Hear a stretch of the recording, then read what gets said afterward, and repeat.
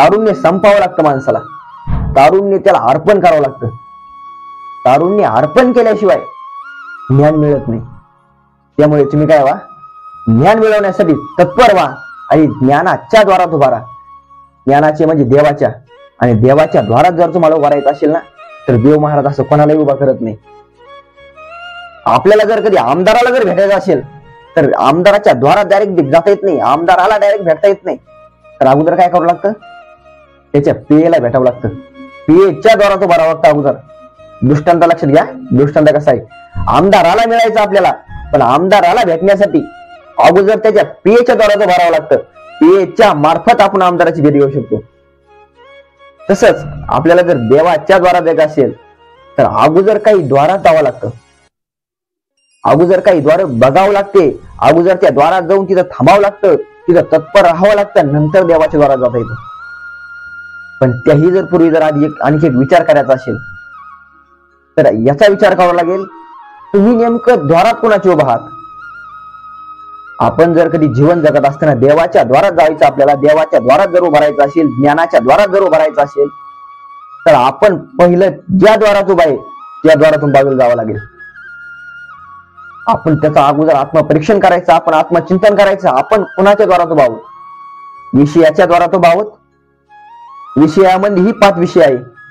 काही लोक शब्दाच्या द्वारात उभा आहेत, काही लोक स्पर्शाच्या द्वारात उभा आहेत, काही लोक रूपाच्या द्वारात उभा आहेत, काही लोक गंधाच्या द्वारात उभा आहेत, काही लोक रसाच्या द्वारात उभा आहेत. प्रत्येक जण कोणत्या ना कोणत्या विषयाच्या द्वारात उभा आहेत. आणि तर आपल्याला चारी मुक्ती जर प्राप्त करायची असेल तर ह्या द्वारातून आपल्याला काय व्हावं लागेल, माघार यावं लागेल, या द्वारातून बाजूला सरकावं लागेल. काही लोक इंद्रियाच्या द्वारात उभा आहेत, काही लोक धनाच्या द्वारात उभा आहेत, काही लोक मानाच्या द्वारात उभा आहेत. पण या इंद्रियाच्या, धनाच्या, मानाच्या, विषयाच्या या द्वारात जर उभा असेल आपण, तर देवाची या द्वारी त्यांनी तिकडे जायचं नाही, त्यांनी इकडे थांबायचं. आणि ज्याला त्या द्वारात जायचं, ज्ञानाच्या द्वारात जायचं, त्याला ह्या दरवाज्यातून बाजूला यावं लागेल. आपण आपलं ठरवायचं, आपण नेमकं कोणाच्या द्वारात उभा आहोत. कारण की आपली जी लायकी असती, लेवल असती, ती कशावरून कळत असती, तुम्ही नेमकं कोणाच्या संगतीत राहता, आपण कुणाच्या द्वारात उभा आहोत यानुसार आपली काय करते, लायकी कळत असते. आपण कुणाच्या द्वारात उभा आहोत, कोणाच्या सोबत राहतो, आपण आपला मित्र कोण आहे, आपला मित्र कोण आहे, आपण कोणाच्या द्वारात उभा राहतो, त्यामुळे आपली लायकी ठरवली जात असते. त्यामुळे तुम्हाला जर ज्ञान प्राप्त करायचं असेल, चारी मुक्ती जर मिळवायच्या असल्या, तर काय करावं लागेल, ते द्वार आहेत ना, त्या द्वारातून बाजूला यावं लागेल. महाराज, या एक विषय असा आहे हा, की आपण नेमकं कोणाच्या द्वारात उभा आहोत हे जीवाला कळत नाही. कारण की काय झालेलं असतं माहितीये का, या मायेनं आपले जे बुद्धीचा द्वार आहे, आता आपल्याला जर कधी देवाच्या दरवाज्यात जायचं असला, द्वारामध्ये विषय लक्षात घ्या, देवाच्या द्वारात जायचं तर आपण पूर्वी ज्या द्वारात उभा आहे तो दरवाजा उघडून आपल्याला बाहेर जावं लागेल. पण या मायेने काय केलं माहितीये का, ते आपल्याला भ्रमात करून टाकलं. डायरेक्ट भ्रम झाल्यामुळे आपल्याला काय, हा दरवाजा उघडायचं कळत नाही, आणि आपण हा या दरवाज्यामध्ये बंद झालेलो आहोत, या द्वारामध्ये आपण गुंतलेलो आहोत, हे जीवाला लक्ष देत नाही. बुद्धीचे द्वार झाकविले जेणे, ज्ञानोबाचे शब्द या. याच्यामुळे मी आधीच बोलून गेलो की हरिपाठाचं काय आहे, हरिपाठ हे सूत्र आहे, आणि हरिपाठाचं भाष्य ही ज्ञानेश्वरी आहे. ज्ञानोबा सांगतात का त्याला देवाच्या द्वारात जाता येत नाही, बुद्धीचे द्वार झाकविले जेणे. ज्या मायेने, ज्या विकाराने आपलं काय केलं, विकाराने बुद्धीचे द्वार, आपल्याला त्या बुद्धीच्या द्वारातून बाहेर देवाच्या द्वारापर्यंत जायचं, ते द्वार काय केलं तिने, बंद करून टाकलं. बुद्धीचे द्वार झाकविले जेणे. असं बुद्धीचं द्वार झाकल्यामुळं आपल्याला कोणाच्या द्वारात उभा आहे हेही कळत नाही, आणि कुठं जायचं त्याचंही आपल्याला कळत नाही. त्यामुळे आपल्याला जर काय करायचं, देवाच्या द्वारात जायचं असेल तर आधी याचा विचार करावा लागेल, आपण नेमकं कोणाच्या द्वारात उभा आहोत, आणि ज्याच्या द्वारामध्ये उभा आहोत त्याची लायकी काय आहे, त्याची लेवल किती आहे, त्याची बुद्धी किती आहे, त्याची ज्ञान किती आहे. तिथं गेल्याच्या नंतर, तिथं थांबल्याच्या नंतर आपल्याला मिळणार काय, तर आपलं आयुष्य वाया जाणार. कित्येक लोकांचे महाराज आयुष्य वाया गेले, उद्ध्वस्त झाले जिंदगी. आपण विचार जर केला, किती आयुष्यभर आपण धन धन पैसा पैसा करतो, मान प्रतिष्ठा संसारातल्या गोष्टी आपण मिळवण्याचा प्रयत्न करतो, पण अंतिम क्षण ज्या वेळेस येतो त्यावेळेस यातलं आपल्याला कोणतीच काम येत नाही, सर्वच आपल्याला सोडून जातात. त्यामुळे आपण नेमकं मिळवणार काय या द्वारात उभारून, आपल्याला या द्वारात राहिल्याच्या नंतर मिळणार काय? आपलं आयुष्य तर वाया जाणार नाही, आपलं आयुष्य फुकट जाणार नाही, याचाही माणसाने काय करावा, विचार करावा. त्यामुळे आपण ज्याच्या द्वारामध्ये उभा आहोत तो आहे कोण, आणि तो आपल्याला जीवन सुखी करायचं असेल, जीवन जर आनंदमय करायचं असेल तर आपल्याला आपण कोणत्या दारात उभा आहोत त्याचा विचार करावा लागेल.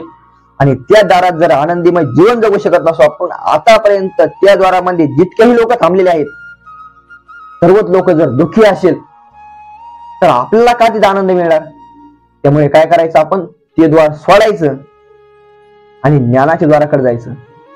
आणि ज्ञानाच्या द्वाराकडे महाराज सहसा शक्यतो कोणाची ओढ नसते. कीर्तनकारालाही ज्ञानाच्या द्वाराकडे जाऊ वाटत नाही. ज्ञानाच्या द्वाराकडे जाण्याचा विचार. ज्ञानाच्या द्वारात जर तुम्ही जर गेला तर मग चारी मुक्ती साधी येईल. असं जर करायचं, पण ज्ञानाच्या द्वारात जायच्या अगोदर आपल्याला काय करावं लागेल, आणखी एक द्वार मी पूर्वी सांगून गेलो, ज्ञानाच्या द्वारात जायच्या अगोदर आपल्याला एका द्वारात जावं लागतं. ते द्वार जर कोणाचं असेल तर श्री गुरूंचं द्वार. श्री गुरूंचे द्वार हेच जायचे सर्वस्व सार. श्री गुरूंचं द्वार, तुम्हाला जर ज्ञान प्राप्त करायचं असेल तर तुम्हाला श्री गुरूंच्या द्वारात जावे लागेल. श्री गुरूंचं ज्ञान प्राप्त करून घ्यावं लागेल.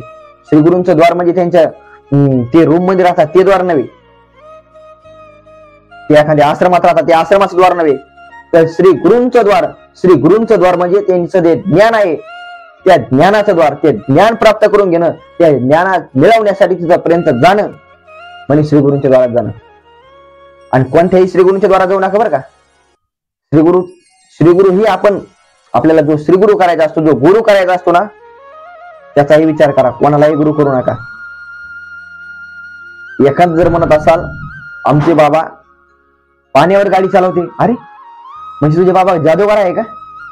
अशा जादूगाराच्या नादी लागसाल तर आयुष्य उद्ध्वस्त होईल. गुरु करताना गुरु कोण असावा? आपला गुरु ज्ञानी असावा, त्याच्या ठिकाणी ज्ञान असावं, तो जादू करणारा नसावा. नारळ देऊन मुलं होईन असं सांगणारा नसावा, तर ज्ञान देणारा असावा. गुरु कसा असावा? ज्ञानी असावा, विवेकी असावा. विवेकी जो विवेकी असतो, ज्ञानी असतो, अशा गुरूंच्या तुम्ही काय करा, द्वारात जा. अशा गुरूंच्या द्वारात गेल्याच्या नंतर तुम्ही काय करा, ते ज्ञान प्राप्त करा. आणि ज्ञान प्राप्त केल्याच्या नंतर तुम्हाला काय होईल, देवाची द्वारी उभा क्षण बरी त्यांनी मुक्तीचारी साधी येल्या. असे तुम्ही गुरूंच्या द्वारात गेला, गुरूंद्वारा ते ज्ञान प्राप्त करून घेतलं. आणि ते ज्ञान प्राप्त करून घेतल्याच्या नंतर कोणतंही ज्ञान नव्हे बरं का, ब्रह्मज्ञान प्राप्त. गुरूंनी जे ब्रह्मज्ञान दिलं, महावाक्याचा आपल्याला बोध करतात, ते महावाक्याचा बोध एकदा झाला की मग त्यांनी मुक्तीचारी साधी येल्या. असं ते श्रीगुरु असतात. असे जे ब्रह्मनिष्ठ श्रोत्रिय कृपळ असे श्रीगुरु असतात. अशा श्रीगुरूंच्या द्वारात जर तुम्ही जर गेला तर तुम्हाला प्राप्त होईल. जर तुम्हाला जे आपल्याला प्राप्त करायचं, जे साध्य प्राप्त करायचं, सुख प्राप्त करायचं, आनंदमय जीवन करायचं, आनंदमय जीवन करण्यासाठी अशा श्रीगुरूंच्या द्वारात जर गेला तर मग त्यांनी मुक्तीचारी साधी येल्या.